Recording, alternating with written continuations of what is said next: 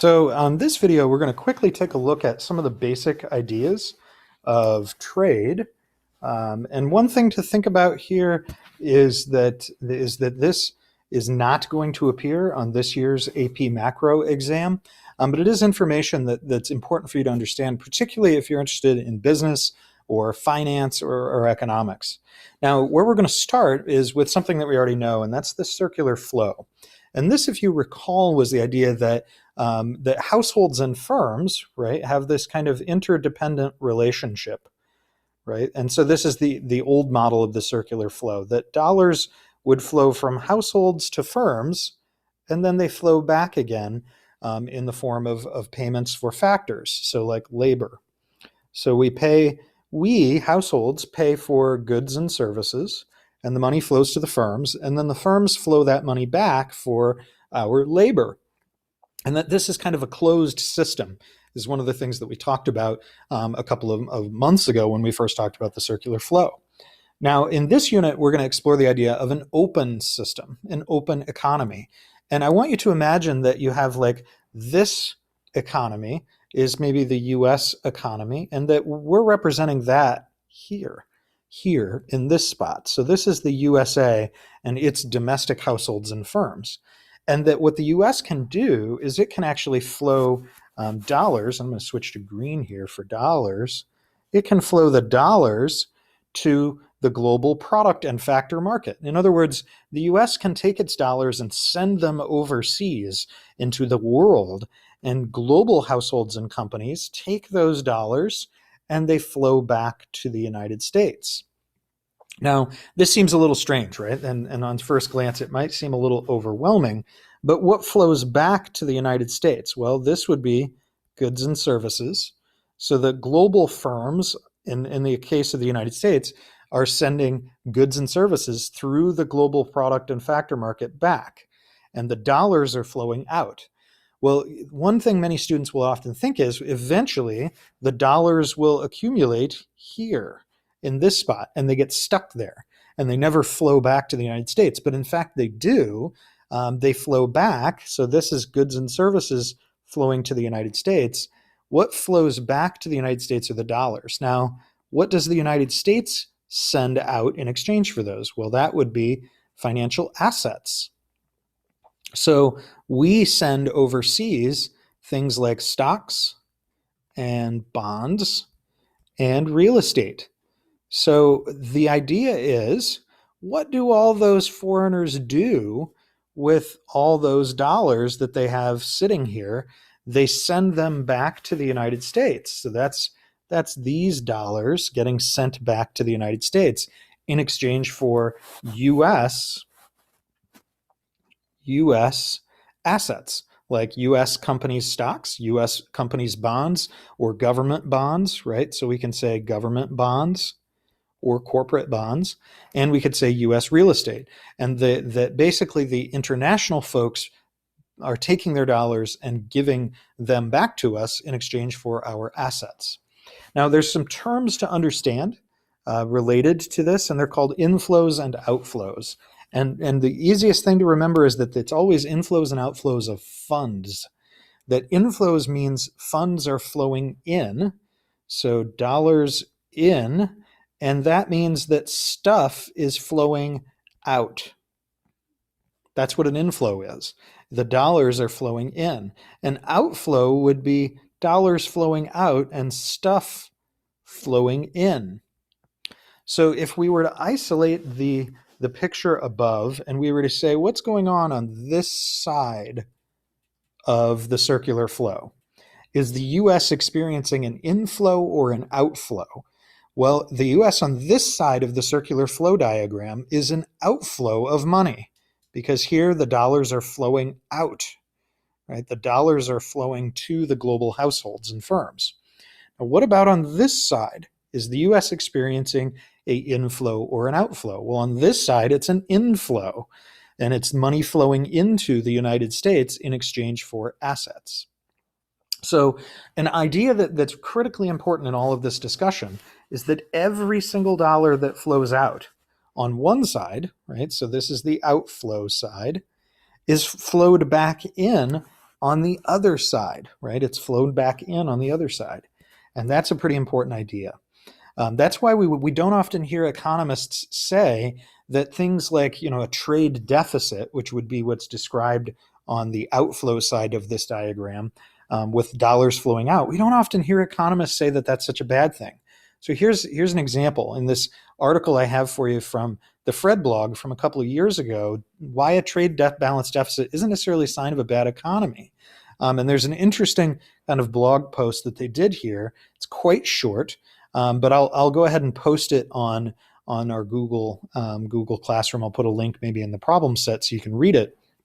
And you can see here in the graph that they've included that there is a outflow, right? That's what all of this means, is an outflow of money. But this is an outflow, so a US outflow of dollars. And this tells you kind of how much those dollars are in any given period of time. But every single one of those dollars is being balanced by an inflow. And in fact, you can see here they've diagrammed this is the outflow, and here's the inflow. And they have to actually mirror each other. They have to do that because the dollars, once they flow out, they have to do something with them. And even if the quote unquote do something is just sit on cash, that counts as actually the foreigners flowing money back into the United States because they're holding US assets. US cash counts kind of in that sense as an asset. So back to our problem set a little bit. Let's get a little bit into the details of those two types of inflows and outflows, and understand that not every country would have an inflow and an outflow in the same way that the United States does. So the United States has an outflow on this side up here, and an inflow on this side up here. And we notice that it's the financial market and the product and factor market. And that's actually where we're going to go with these. These become the current account, and this becomes the financial account. So let me explain the details of what these two different accounts mean. This is how we track international transactions. So on the current account side, we basically add three things, and really it's just two things. We have net exports of goods and services, and then we have income. And so on the income side, it's wages plus rent plus interest plus profits. And then I've also included here like donations, right? Donations. And that's transfers. So if you have foreign aid or charity of some sort, that kind of counts as income for this sort of thing. If foreign nationals send money back to their home countries, that counts as kind of income to those home countries. The other aspect that counts on the current account is net exports, and that's when we think of goods and services and the balance of trade. Technically, the balance of trade is just goods, and the United States has a very large negative balance of trade because we actually import lots and lots of goods. So we have a huge outflow on the balance of trade account where lots of money is flowing out. If we include services, the United States doesn't actually have as much of a negative balance, and that's because the US exports lots of services to the world. It's still negative, and overall, the US's current account is still negative, largely because of our goods and services purchases. But we also have a small amount of negative net factor income. And again, all of these would be international only, right? So it wouldn't be like just that the United States, that you have an American earning labor wages in the United States. That's not an international trade. So this would be like if a foreign worker lives in the United States, that's actually considered an outflow from the United States' perspective. I know that sounds a little weird, but imagine like a German citizen living in the United States and earning an income that actually counts as a current account negative outflow, or sorry, a outflow from the United States. It's negative on our current account. The balanced side is the financial account. Those dollars have to flow back in from the United States' perspective, and that can be because maybe the dollars are flowing back in as deposit accounts. Maybe the foreigners are basically opening bank accounts in the United States to hold their dollars in. And then those dollars are still back in the United States, right? So imagine that you have a scenario where the US buys Chinese goods, and then so the dollar goes to China, And then the Chinese person opens a US bank account, to hold those dollars. And that money, those dollars, have now flowed right back into the U.S. system. So it's a closed loop, right? Now, other things besides this, right? So that's what this is, would be that maybe the Chinese decide to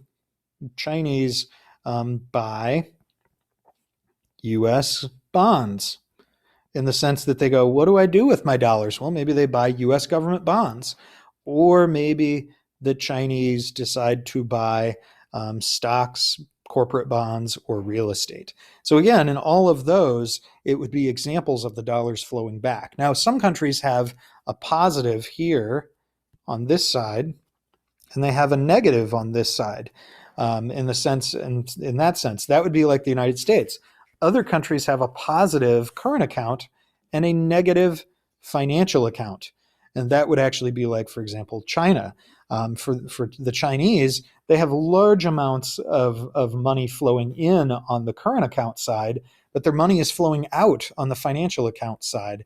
And this is always going to, if we added the two together, it would always equal 0. Okay, so hopefully this helps you with some of the basic understandings of how financial trade how international trade works, and I will see you next time.